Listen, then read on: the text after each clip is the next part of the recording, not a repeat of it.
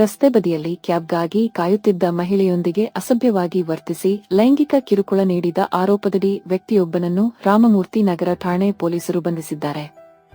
ನಗರದ ಕಲ್ಕೆರೆಯ ಮಂಜುನಾಥ ನಗರದಲ್ಲಿ ಭಾನುವಾರ ರಾತ್ರಿ ಈ ಘಟನೆ ನಡೆದಿದೆ.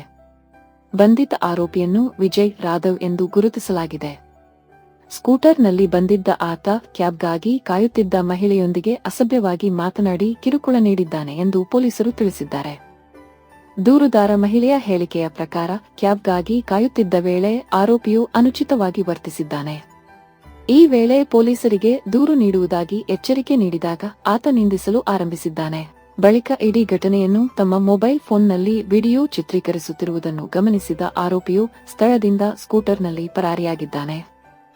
ಘಟನೆಯ ಬಳಿಕ ಮಹಿಳೆ ವಿಡಿಯೋ ಹಾಗೂ ಆರೋಪಿಯ ಸ್ಕೂಟರ್ ನೋಂದಣಿ ಸಂಖ್ಯೆಯನ್ನು ಸಾಮಾಜಿಕ ಜಾಲತಾಣದಲ್ಲಿ ಹಂಚಿಕೊಂಡು ಸಾರ್ವಜನಿಕ ಸ್ಥಳಗಳಲ್ಲಿ ಮಹಿಳೆಯರ ಮೇಲಿನ ಕಿರುಕುಳವನ್ನು ಸಾಮಾನ್ಯ ಘಟನೆ ಎಂದು ಪರಿಗಣಿಸಬಾರದು ಎಂದು ಆಗ್ರಹಿಸಿದ್ದರು. ಸಾರ್ವಜನಿಕ ಸ್ಥಳಗಳಲ್ಲಿ ನಡೆಯುವ ಕಿರುಕುಳದ ವಿರುದ್ಧ ಪ್ರತಿಯೊಬ್ಬರೂ ಧ್ವನಿ ಎತ್ತಬೇಕು. ಮೌನವು ಅಪರಾಧಿಗಳಿಗೆ ಧೈರ್ಯ ತುಂಬುತ್ತದೆ. ಸಾರ್ವಜನಿಕ ಸ್ಥಳಗಳು ಎಲ್ಲರಿಗೂ ಸುರಕ್ಷಿತ ಮತ್ತು ಗೌರವಯುತವಾಗಿರಬೇಕು ಎಂದು ಅವರು ತಮ್ಮ ಪೋಸ್ಟ್ನಲ್ಲಿ ಬರೆದುಕೊಂಡಿದ್ದರು. ಅಲ್ಲದೆ ಬೆಂಗಳೂರು ನಗರ ಪೊಲೀಸರನ್ನು ಟ್ಯಾಗ್ ಮಾಡಿ ಆರೋಪಿಯ ವಿರುದ್ಧ ತಕ್ಷಣ ಕ್ರಮ ಕೈಗೊಳ್ಳುವಂತೆ ಮನವಿ ಮಾಡಿದ್ದರು. ಸಾಮಾಜಿಕ ಜಾಲತಾಣದಲ್ಲಿ ವೈರಲ್ ಆದ ಪೋಸ್ಟ್ಗೆ ಸ್ಪಂದಿಸಿದ ಪೊಲೀಸರು ಮಹಿಳೆಯಿಂದ ಅಧಿಕೃತ ದೂರು ಪಡೆದು ತನಿಖೆ ಆರಂಭಿಸಿದರು.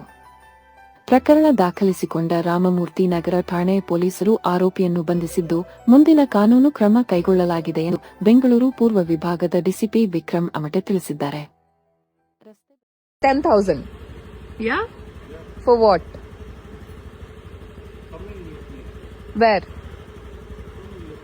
Huh? Oh yeah. Should I give the police complaint? Why the fuck are you asking me? I'm recording. I'm recording. I'm gonna post this.